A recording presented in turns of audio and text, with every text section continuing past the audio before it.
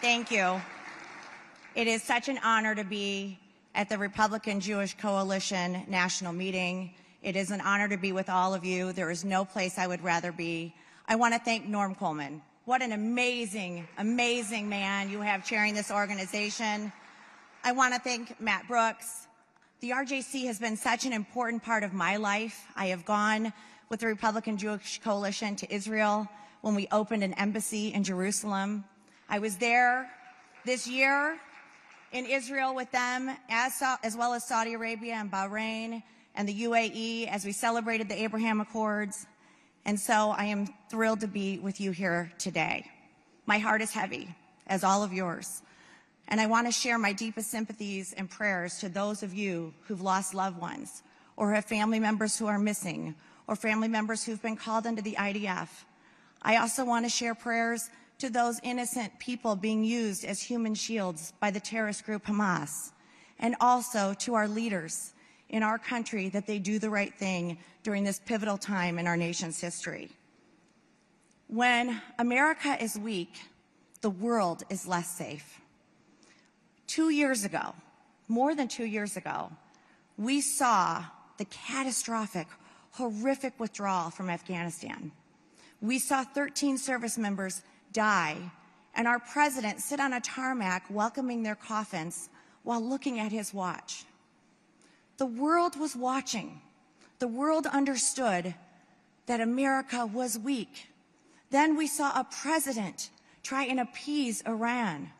We saw over and over again a president weaken foreign policy, which has made our world less safe.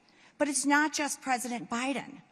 It's the Democrat Party that has allowed this anti-Israel, anti-Semitic mentality into their ranks with, as Norm called it, the Hamas squad, spreading mistruths and lies. You know, we have a complicated world. We have lots of issues where there are gray areas. This is not one of them. It is good versus evil. I'm going to say that again. This is about good versus evil. You either stand with Israel or you stand with the people who went and massacred women and children and elderly and kidnapped them. That is the choice that you have to make. And I want to make it abundantly clear. The Republican Party stands with Israel.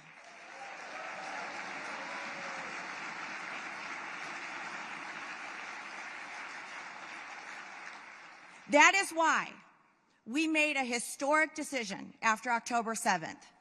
And we said we are going to call the RJC and ask them for the first time in history to be a sponsor of our debate, because we want to show that we are connected, that there is no daylight between us, and the Republican Jewish Coalition will be co-sponsoring the debate in Miami on November 8th with the Republican National Committee.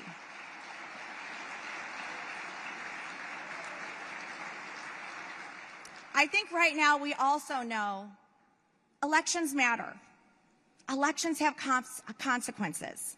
So I'm going to ask each of you to do two things before I leave here today.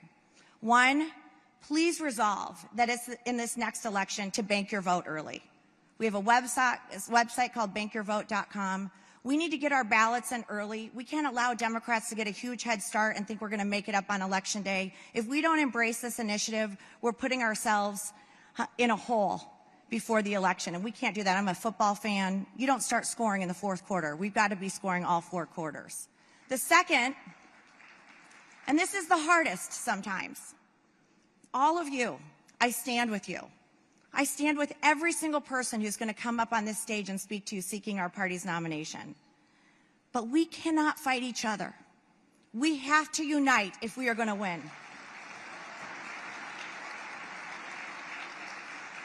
And I want you to say that to these candidates as we go through this primary process. And it gets rough, and things are said that are tough. But at the end of the day, the things that we stand for are so much greater than anything that divides us. And there is no time in the world that I think it is more important to have Republican leadership than this time, here and now. So please resolve to unite around our eventual nominee. United, we will win. United, we will be able to say, never again, because the Republican Party will stand strong with Israel, and we know what good versus evil means. And united, we will keep the House, we will win back the Senate, and we will win the White House. Thank you for having me. I appreciate you. I love the RJC. God bless you. God bless Israel. And God bless the United States of America. Thank you so much.